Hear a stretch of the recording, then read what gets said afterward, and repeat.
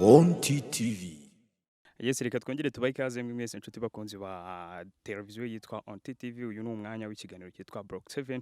Block 7 ni ikiganiro mutegurirwa kandi mukagezwaho nanjye Boga Ramboy Dobes and by God Jesus from Kagugu. So uyu munsi tugiye kurebera hamwe ibintu byo muri showbiz, ariko uyu munsi cyane turaza kurebera kuri saga imaze iminsi ivugwa y'umusore bita Drake ndetse na Kendrick Lamar. Uyu munsi tugiye kurebera hamwe ese iyi saga imeze gute, se kubera iki byabayeho, kubera iki biri kubaho. Uyu munsi tugiye kuyihera mu mizi, duhere aho byatangiriye ndetse tugere n'uyu munsi. Ubundi Kendrick Lamar n'uyu nguyu bita Drake kubera iki bari gushwana? Ese ubundi beef yabo koko nkuko muri kubibona uyu munsi niko yatangiye, cyangwa beef yabo yahereye kera uyu munsi akaba ari bwo mwe muri kuyumva? Rero uyu munsi tugiye kurebera hamwe inkomoko n'urwango hagati ya Kendrick Lamar ndetse na Drake kuri ubu bahanganye mu ntambara y'amagambo. Ubundi byatangiye ryari, byaturutse kuki, kubera iki bangana? So uyu munsi tugiye kurebera hamwe uburyo byatangiye. Ubundi Lamar niwe ugaragaza ko yanga Drake cyane kurusha uko Drake niwe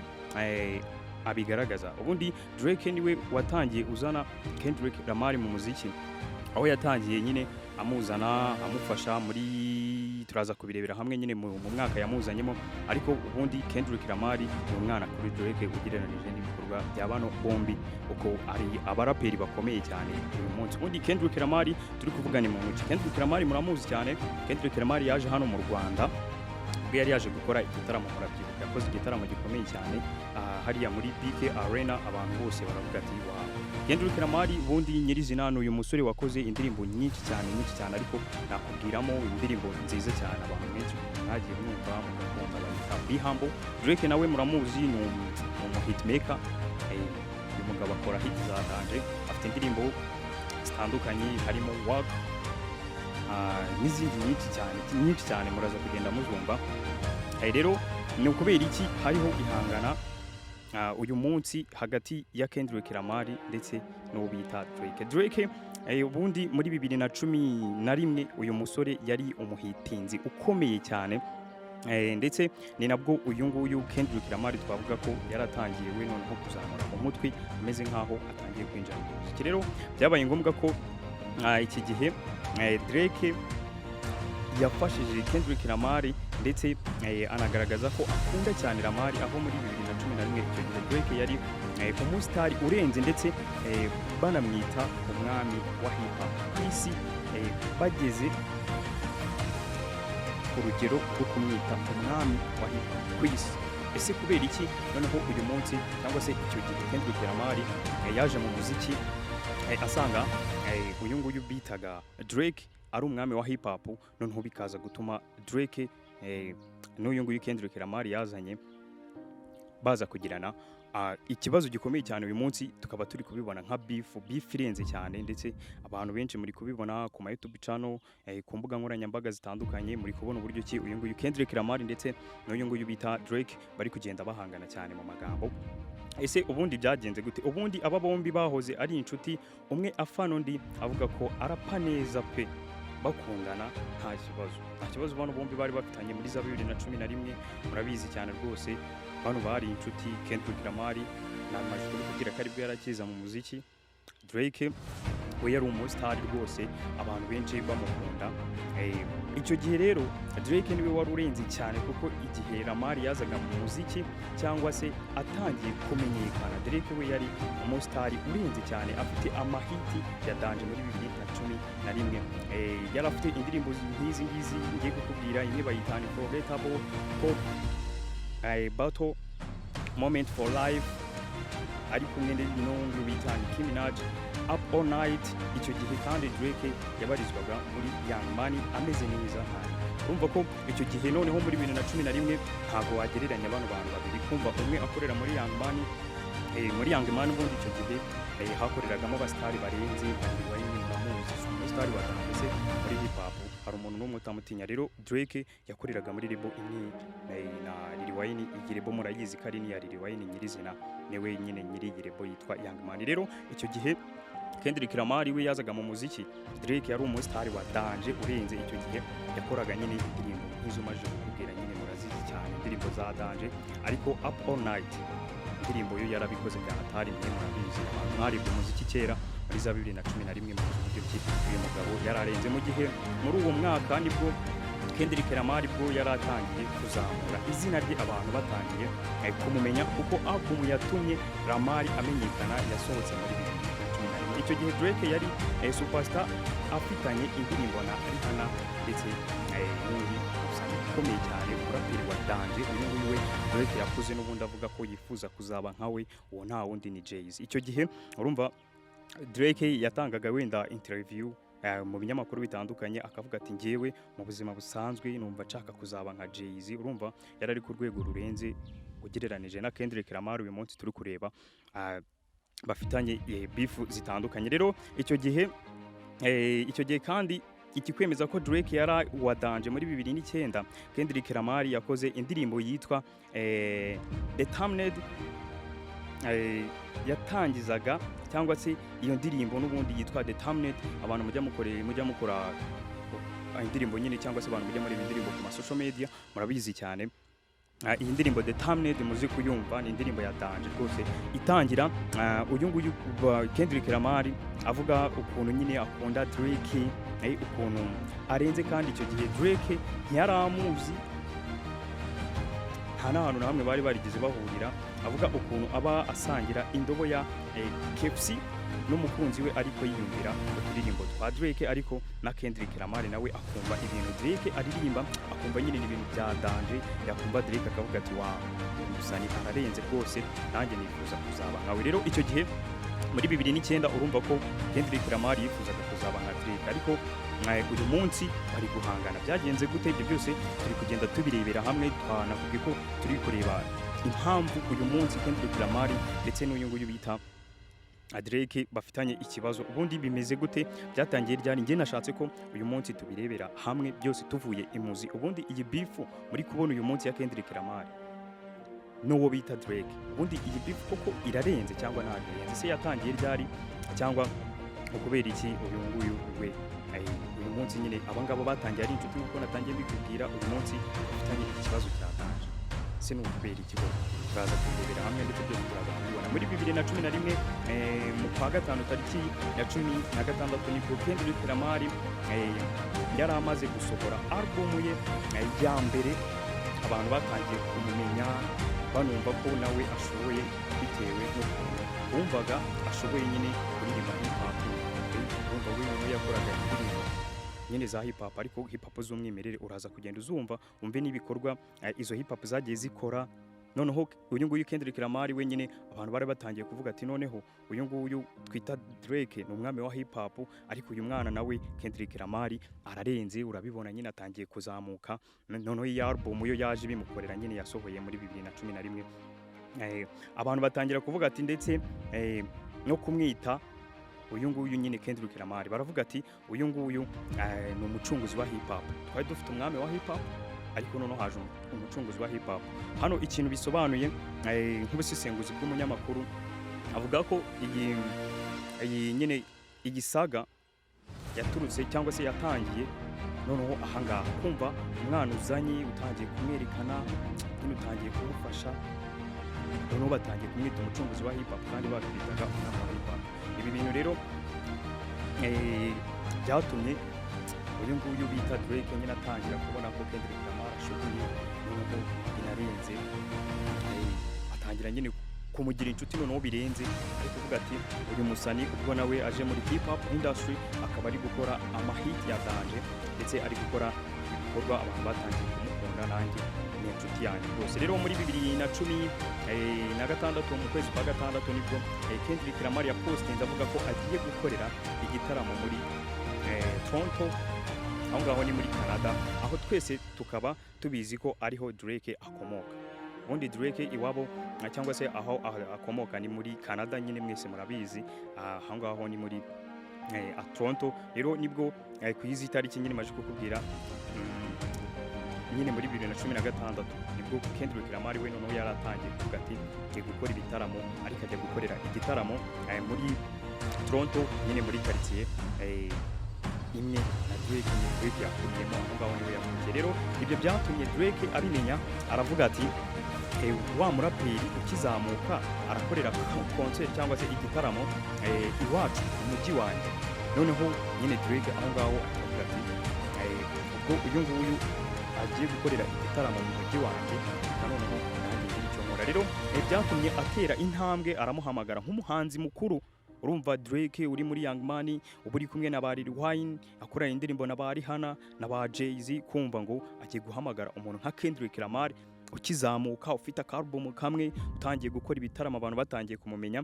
Niba koko ayo ntambwe yarayiteye, ni ikintu cyiza cyane kigaragaza ko uyu musore bita Drake yakundaga Kendrick Lamar ndetse yumvaga Kendrick Lamar ari umusani wa danger. Rero nibwo yamuhamagaye nyine avuga ati niba uzaza gukorera show muri iyi quartier yanjye cyangwa se mu mujyi wanjye nge mvukamo, tugomba guhuza. Rero icyo gihe n'ubundi barahuye baraganira, concert iraba. Kendrick Lamar asubira iwabo muri Amerika, ari muri interview mu kinyamakuru nibwo Drake yavugiye cyangwa se yivugiye akigera muri Canada. Noneho Kendrick Lamar avuga ati ngiye nkigera muri Canada hakiriwe n'umusani urenze bita Drake. Urumva ko nyine icyo kintu cyashimishije Kendrick Lamar, avuga ati niba ngeze mu gihugu hakiriya nkakirwa n'umusani mukuru nkuriya, avuga ati ni ibintu byiza cyane. Byumva nawe ni ibintu byiza byatari kumva ko uyu musani Drake yakiriye Kendrick Lamar ndetse bakagirana n'ibiganiro. Rero avuga ko Drake ari umuntu mwiza cyane atiyemera. Ubu nguwo ni Kendrick Lamar, nyine urumva yaramubonye. Urumva nawe umuntu w'umusani nk'uwo nguwo kuba yakifuza guhura nawe mugakorana ikiganiro ndetse akakureba mugahura ari we wakwihamagariye, ni ikintu cyiza cyane kigaragaza urukundo ndetse n'umutima mwiza wa Drake. Rero ndetse ngo uwo munsi bahura yanamuhaye kopi y'album yari arimo gutegura cyangwa se gukoraho, itarumvwa n'undi muntu uwo ari we wese uretse abantu bari muri management ya Kendrick Lamar, bari bawujije iyo album. Noneho urumva uburyo ki uyu nguyu bita Kendrick Lamar yaramajije kwizera uwo bita Drake, yafashe iyo kopi cyangwa se indirimbo zose zari zigize iyo album ari gutegura itarasohoka, arafata iyo kopi ayihereza bita Drake. Icyubahiro cya danje nawe kumva album yawe uri gutegura, indirimbo ntizirajya hanze, ugafata umuraperi mugenzi wawe ukamuhereza indirimbo. Ibyo bintu ntabwo byakorwa n'abantu benshi cyane. N'ubundi uretse Kendrick Lamar nyine wari wamajije kwizera Drake, amuhereza iyo copyright yose y'indirimbo zose yari arimo gutegura. Iyo album ni Section 80, ni gutyo iyo album yitwaga. Rero iyo Section 80 niyo album icyo gihe Kendrick Lamar yari gutegura, ndetse na Drake yaramubwiye ngo ni nziza, araza kuhatwika pe. Urumva nyine Drake yarayumvishije, yamaze kumva iyo album, avuga ati iyi album ni nziza ndetse iraza kuhatwika. Urumva ko nyine bari bafitanye urukundo n'ibintu byiza cyane, nta mpamvu yo kuza kuvuga ngo harimo ikintu cy'urwango cyangwa se baraza guhana.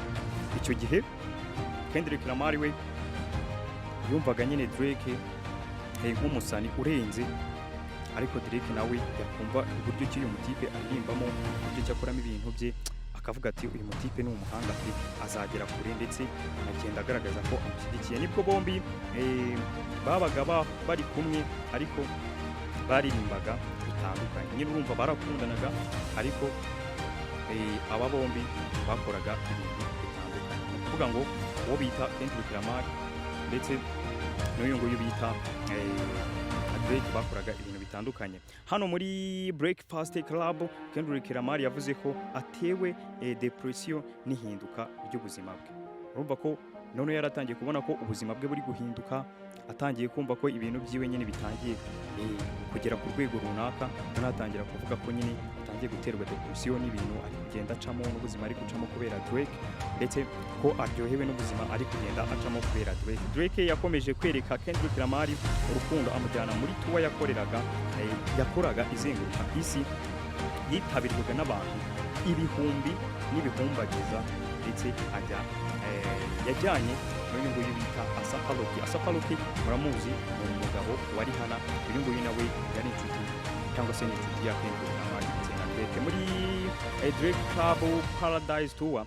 Drake yanze kujyana hit z'abandi bahanzi nkuko nyine nabikubwiye yari afite kuba yajyana Rihanna, akajyana uwo bita Jay-Z, akajyana uwo bita Lil Wayne, ariko yahanganye na management yiwe aravuga ati ngewe ngomba kujyana n'uyu nguyu Kendrick Lamar kuko nyine yamukundaga abona ari umwana ufite tara ya danje n'abantu baratangiye kumukunda. Rero icyo gihe baje kujyana nyine urumva Kendrick Lamar nawe akora muri icyo gitaramo. Rero baje gupfa iki?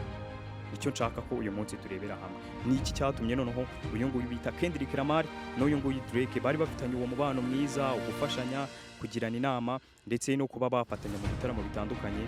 Baje gupfa iki rero muri 2012 nyakwigendera DMX muramuzi cyane, uyu nguyu nawe ni umuraperi ukomeye cyane atarapfa muri The Breakfast Club avuga yavuze ko yifuza kubona Drake ari umwana w'imyaka 7 bakubita binjiye cyangwa se bamaje kwinjira muri esanseri akamukubita ntihagire umuntu umutabara.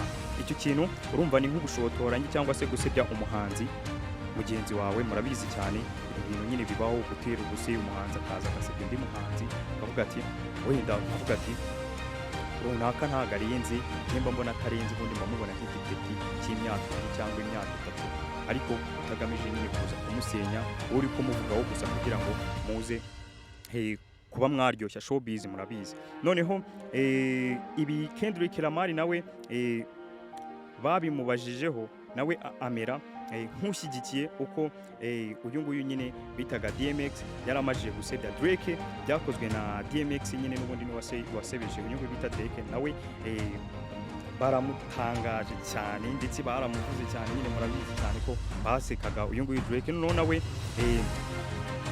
araseka. Nyine uyu nguyu Kendrick Lamar nawe barabimubajije, urumva muri interview nk'uko twatumira umuhanzi hano tukamubaza tukabyumva gute bino bintu, noneho uyu nguyu Kendrick Lamar nawe araseka. Amaje guseka rero ibyo bintu byababaje umuntu bita Drake cyane, akavuga ati uyu mutete ndi gufasha icyana nazamuye hariya gitangiye gufatanya n'abantu bansebya nacyo kigaseka. Noneho Drake yaje no gukora indirimbo ahurizamo Kendrick Lamar ndetse na Sapalock. Iyo ndirimbo ni nayo nyine ni nayo mvuga ko cyangwa se niyo mvuga ko iyo ndirimbo bakoranye icyo gihe niyo ndirimbo ya nyuma bakoze. Simpamya ko hari yindi hit bazongera gukora. Rero icyo gihe amaje guhuza iyo ndirimbo ya nyuma nyine mpamya ko ariyo yonyine gusa bazakora. Iyo ndirimbo yabo ni bya bindi byabo nyine by'abahanzi bo muri Amerika baraperi, namwe murabizi ntago bajya biburira, ni bya bintu byabo ntavugira kuri mikoro, ariko ndakubwira inyuguti noneho wowe uzi kwisesengurira ni FSTU Problems. Ni gutyo iyo ndirimbo yabo yitwaga. Nyuma y'iyo ndirimbo bahise bashyira urwango hanze barangana koko. Bya bindi by'urukundo noneho birahinduka, bimwe byo gufatanya birahinduka.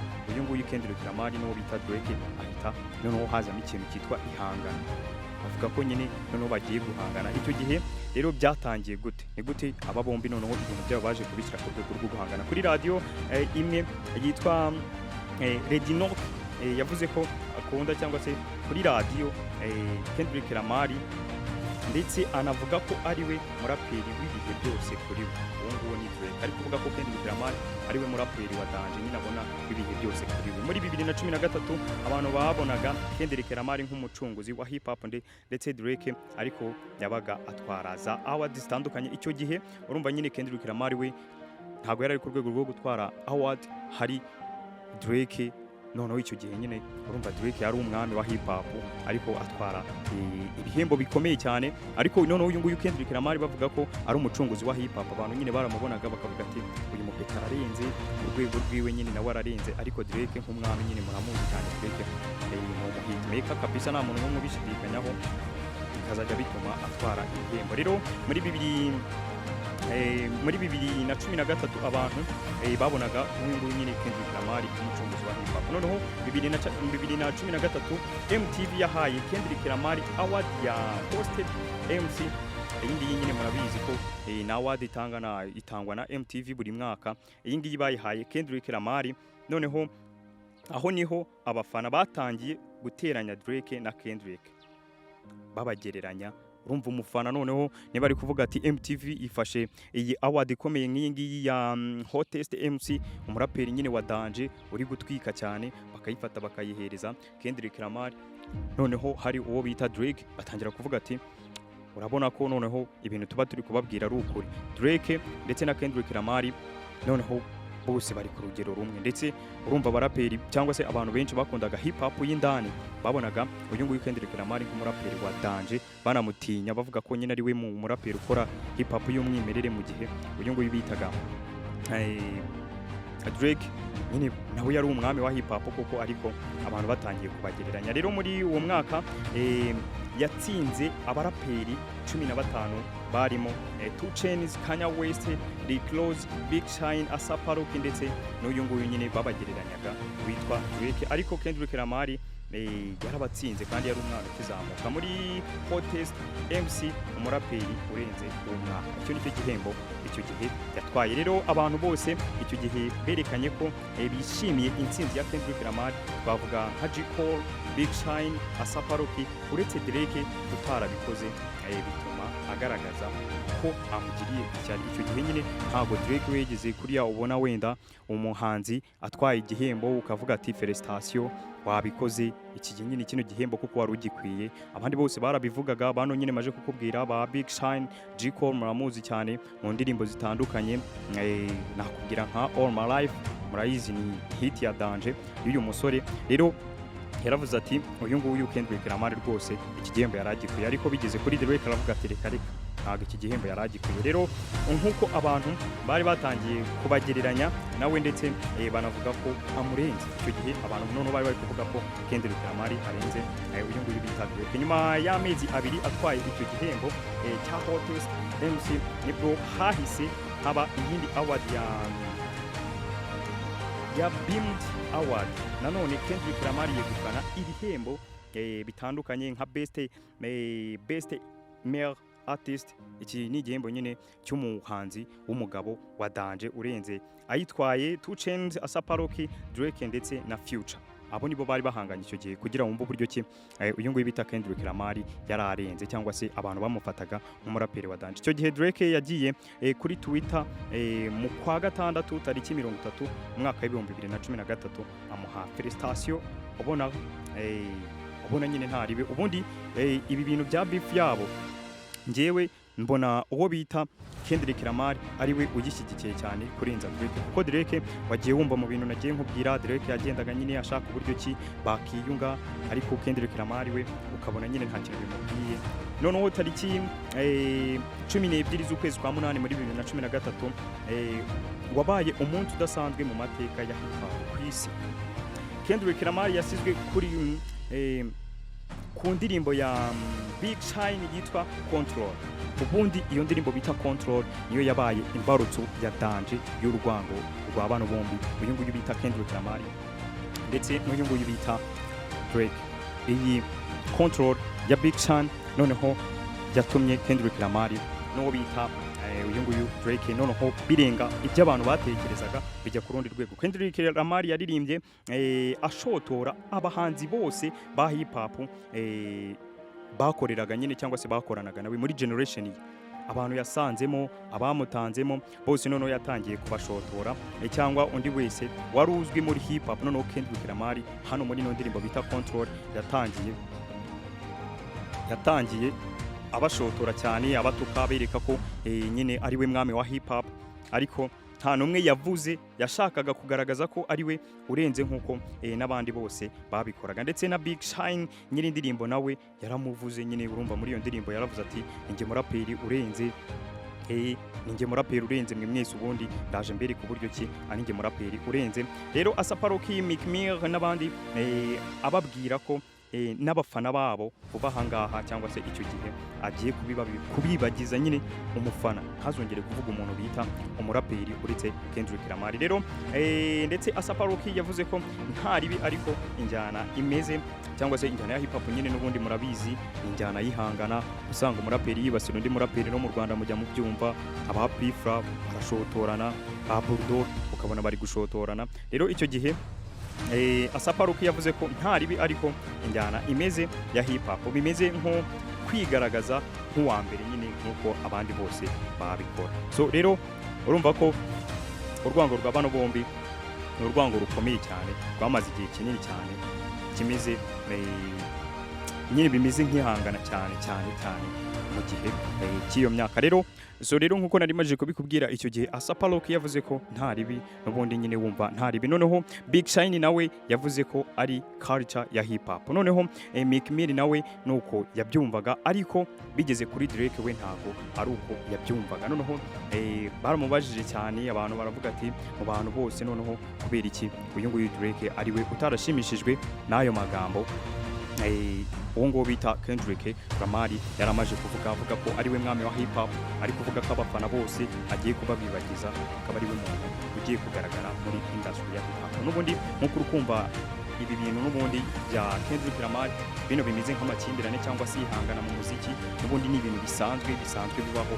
Noneho urumva igihe byose nzabigutegurira ugezeho uburyo ki second section nyine yindi izakurikiraho, nzakubwira uburyo ki noneho Kendrick Lamar amaje gushotora iyo ntambara byagenze gute, ese byakomeje gute, abantu batangiye kubyumva gute, noneho byagenze gute kugira ngo uyu munsi beef mwe muri kubona uyu munsi nka beef ya danger, abantu bari kuvuga ngo Kendrick Lamar ndetse n'uyu nguyu bita Drake bari kwangana, byageze naho noneho mu rugo rwa Kendrick Lamar ndetse no mu rugo rwa Drake abapolisi bari kujyayo kubarindira umutekano, cyane ko mu minsi yashize nyine ubwo ino saga yazamukaga cyane, abantu mutangiye kuvuga ngo Kendrick Lamar n'uyu nguyu bita Drake ngo bafitanye ikibazo gikomeye, bonsa wo witwa Drake baramurashe. Byagenze gute ibyo byose nzajya ngenda mbikugezaho.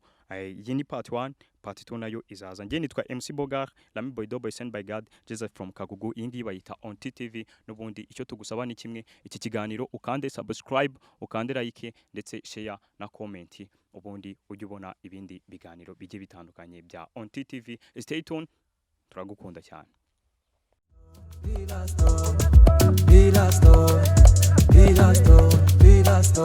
On TV.